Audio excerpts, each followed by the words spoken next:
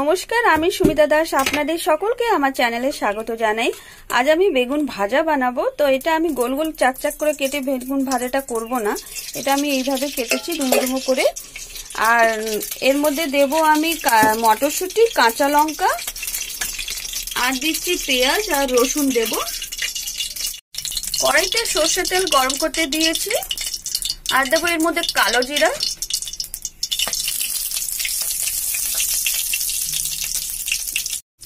এই বেগুন ভাজাটা খেতে খুব ভালো লাগে, সকালে জলখাবারের জন্য এটা খুবই ভালো একটা রেসিপি।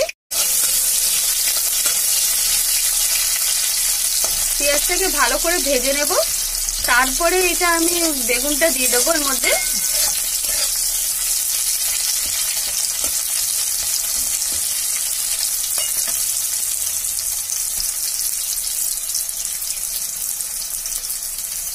কালো জিরাটাকে একটু হালকা সামান্য থেতো করে দেওয়া হয়েছে এর মধ্যে, তো ফ্লেভারটা বেশ ভালো আসে একটুখানি থেতো করে দিলে কালো জিরাটা।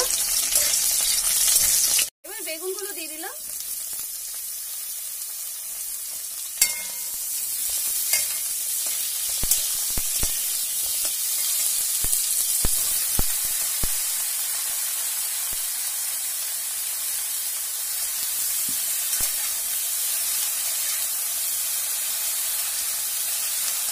এই বেগুন ভাজাটা রুটির থেকে পরোটাতে বেশি ভালো লাগে খেতে, পরোটার সাথে।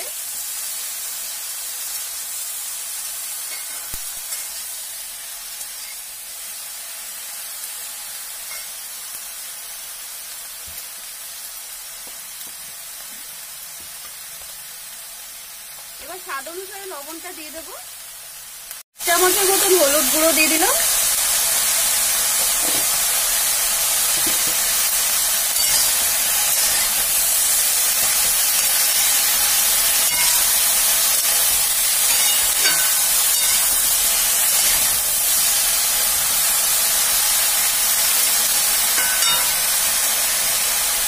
বেগুনটা এইভাবে বেগুনটাকে ভাজলে বেগুনের মধ্যে একটু তেলটা কম লাগে। আর যদি চাকচাক করে কেটে বেগুনটা ভেজে খাওয়া হয় রুটির সাথে বা পরোটার সাথে, ওটার মধ্যে একটু অনেকই বেশি তেল লাগে, তো তেলটা বেশি খাওয়া তো ভালো না। তো এইভাবে বেগুন ভাজে খেলে খুব ভালো, তেলও কম লাগে আর খেতেও খুব ভালো লাগে এটা। 2 মিনিটের জন্য এবার আমি ঢেকে রেখে দেবো এটা।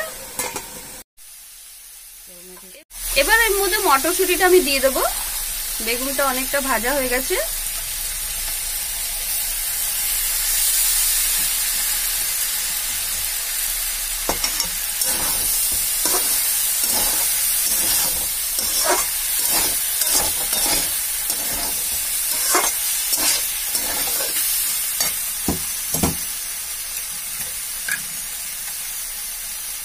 অল্প চিনি দিচ্ছি, 1 চামচের মতো।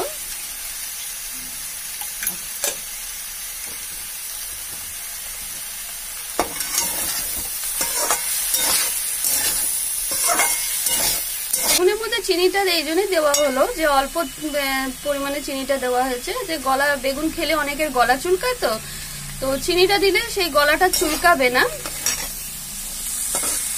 আর স্বাদটাও বেড়ে যাবে।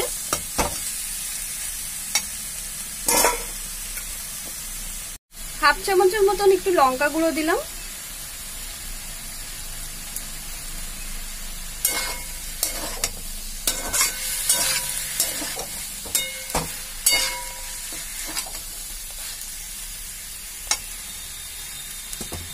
বেগুন ভাজার রেসিপিটা আমার হয়ে গেছে। এবার আমি এর উপরে ধনেপাতা ছড়িয়ে দেবো। এইভাবে বানিয়ে দেখবেন একবার ঘরে, খুব টেস্টি লাগে খেতে এটা, পরোটার সাথে, এটা রুটির সাথেও ভালো লাগে খেতে। সকালে জলখাবারের জন্য খুব ভালো একটা তরকারির রেসিপি এটা।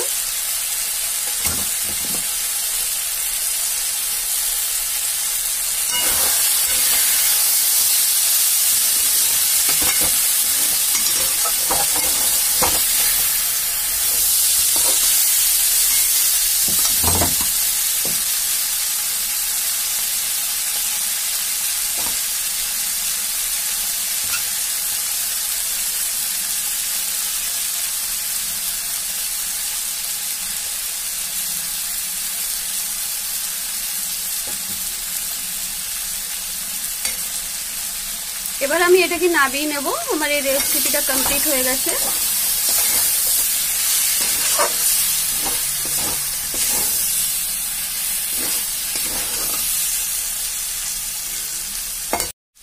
আমার এই রেসিপিটা যদি আপনাদের সবার ভালো লাগে তাহলে একটা লাইক, শেয়ার, কমেন্ট, সাবস্ক্রাইব করে দেবেন আর আমার চ্যানেলটির পাশে থাকবেন।